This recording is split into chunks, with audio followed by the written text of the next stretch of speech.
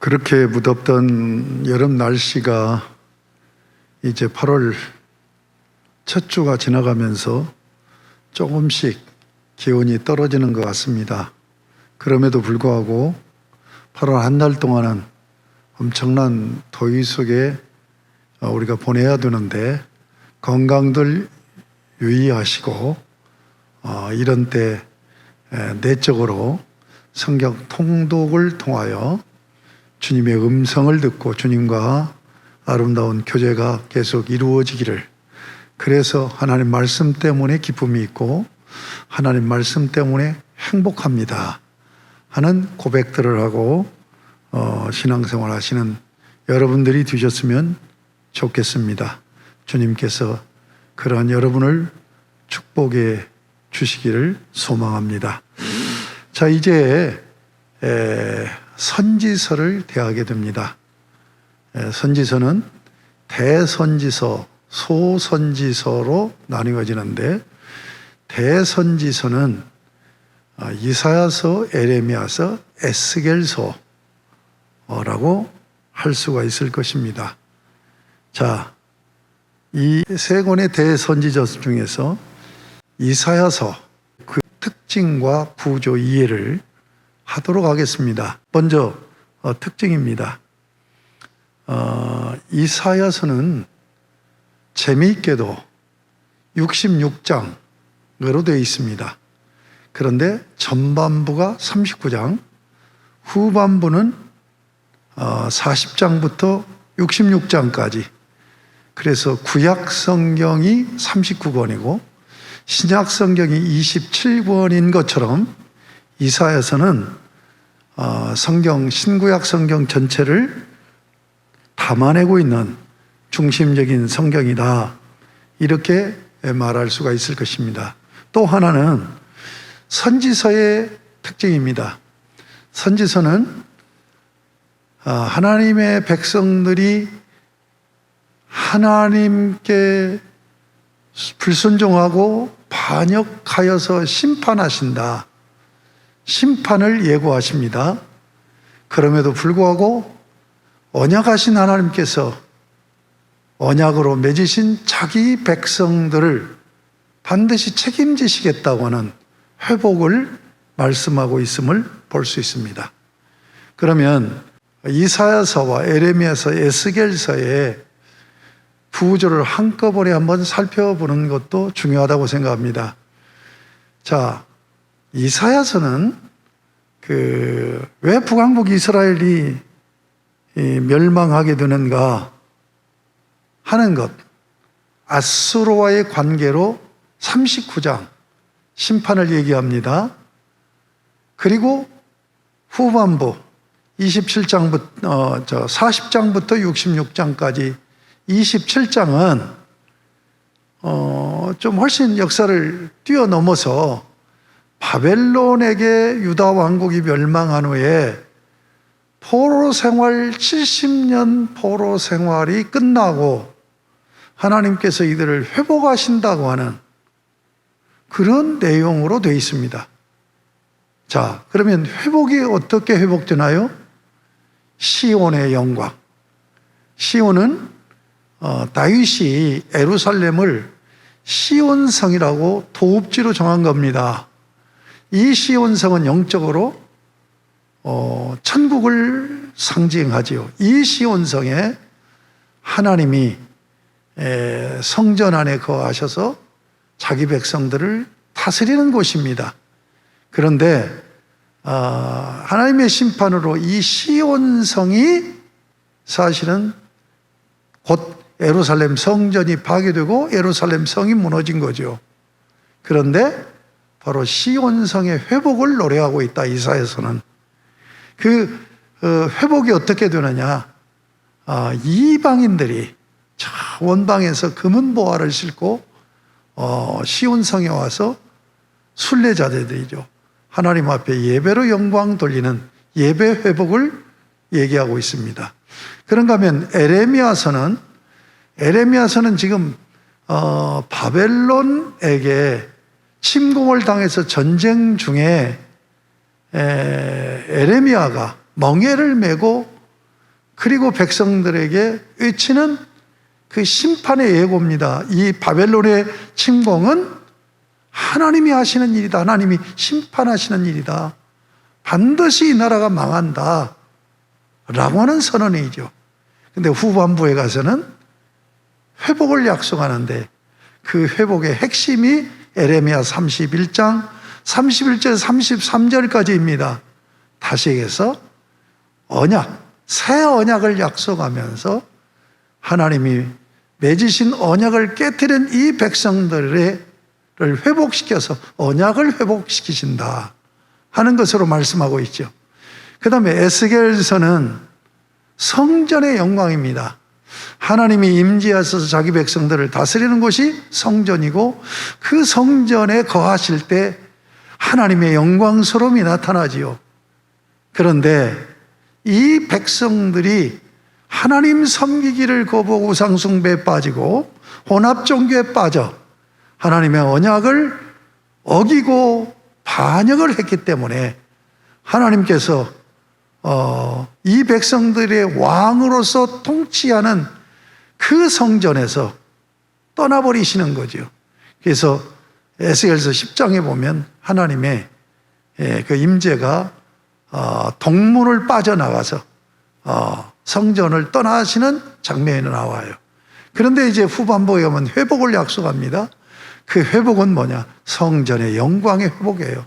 그래서 43장에 보면 떠나셨던 하나님께서 다시 그 동문으로 들어오셔서 성전에 거하심으로 성전의 영광이 충만하면서 에스겔서 48장 마지막 절에 여호와께서 여기 계시다 하는 말씀으로 맺어지고 있는 것을 볼 수 있습니다.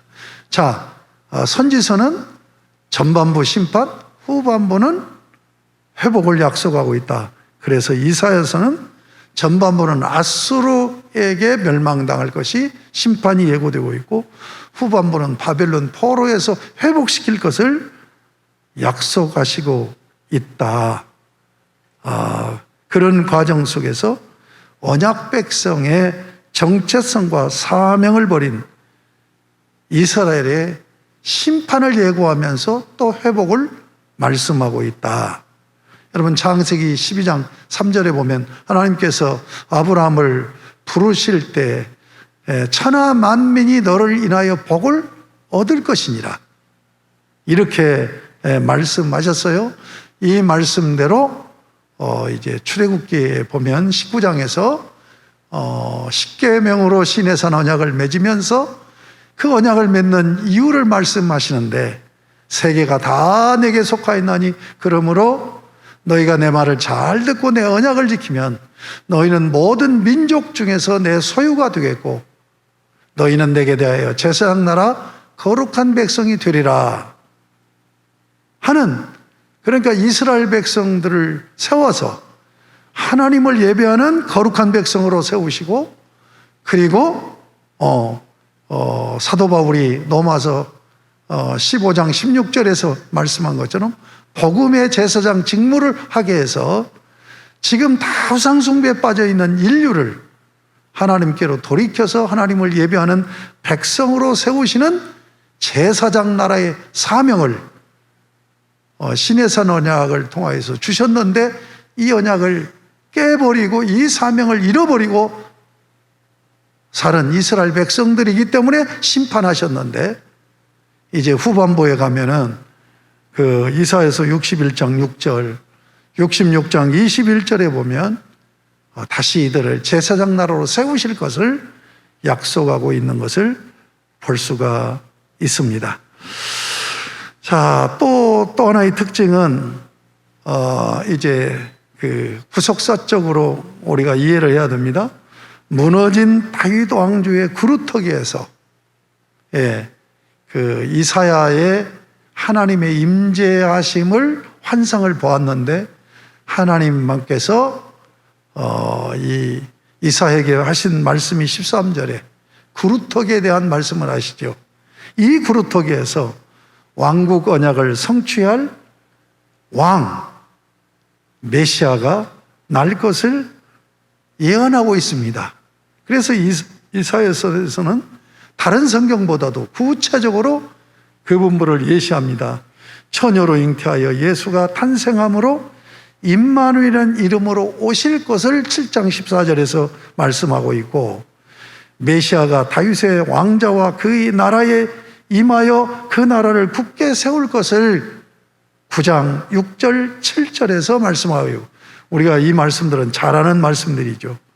그 다음에 42장에서 55장까지 바로 그분이 어떤 분입니까? 섬기는 종으로 오시죠. 그러니까 서번트 킹, 섬기는 왕의 리더십을 발휘하는 메시아를 예언하고 있는가 하면, 이사야서 61장에서는 메시아께서 구원하실 아름다운 소식을 선포하는 것을 예언하고 있고, 52장 7절 8절에서 보면 메시아의 구원으로 인하여 시온의 영광이 회복될 것이, 이 구절만 얘기하고 있는 게 아니에요. 후반부에서는 자주 이 말씀이 나오게 됩니다. 그리고 여호와 하나님의 주권으로 통치되는 하나님 나라가 65장 17절 18절에 보면 새하늘과 새 땅으로 그렇게 예언되고 선포되고 있는 것을 볼 수가 있습니다. 이사야서의 그런 특징을 여러분이 잘 새기는 가운데 통독을 하시면 좋겠습니다. 그 다음에 두 번째로 이제 구조적인 이해입니다. 이 부분을 여러분에게 이제 페이퍼로 보여드리고 있습니다만은 이 부분은 자세하게 이야기할 필요가 없을 것 같아요. 그래서 간략하게 정리합니다. 자, 제가 특징에서 말씀드린 대로 두 가지라고 그랬죠. 전반부는 심판 1장에서 39장, 그리고 40장에서 66장 후반부는 회복을 얘기하고 있어요. 그러면 심판을 얘기하는 1장에서 39장까지는 크게 넷으로 나눠서 생각할 수 있습니다. 유다에 대한 책망, 이사야의 소명, 1장에서 6장까지입니다. 위기상황, 도성, 부패, 심판, 쓴 포도주, 이사야의 소명으로 그렇게 전개되고 있죠. 두 번째는 신뢰의 위기입니다. 7장에서 12장까지 실패한 유다 왕권, 메시아의 새벽, 유다 위에 놓인 토끼, 그리고 미래 왕권에 대해서 말씀으로 전개하고 있음을 봅니다. 세 번째는 열방에 대한 경고입니다. 13장에서 27장까지 바벨론, 아수르 경고, 블레셋, 모압, 다메섹 경고, 구스, 애굽 경고, 바벨론에 동맹하고 있는 동맹국에 대해서 경고를 하고 최후 승리로 전개됩니다. 그 다음에 28장에서 39장까지 이 네 번째는 또 신리와 위기라는 그런 제목을 붙여봤습니다. 에브라임, 유다에 대한 경고, 구원과 어두움의 전주곡, 히스기야의 최대 시험, 이렇게 전개되어져 나가는 것을 볼 수가 있습니다. 그 사네립에게 아수르 왕 사네립에게 포위돼 가지고 아주 굉장히 어려운 상황 가운데서 히스기야가 백성들과 함께 신앙으로 결국 이기고 물리치는 그런 역사이지요. 그런데 그것으로 끝나는 게 아니라, 그리고 나서 바벨론에서, 그때는 이제 아수르가 제국이고 바벨론은 조그마한 나라였죠. 근데 이 바벨론이 사실은 이 아수르 제국을 멸망시키고 이제 대제국이 되잖아요. 대제국이 되기 전에 그런 기운이 지금 일어나고 있는 이때에 사절단이 와가지고 히스기야를 시험합니다. 그때 하나님을 신뢰하지 않고 자기의 그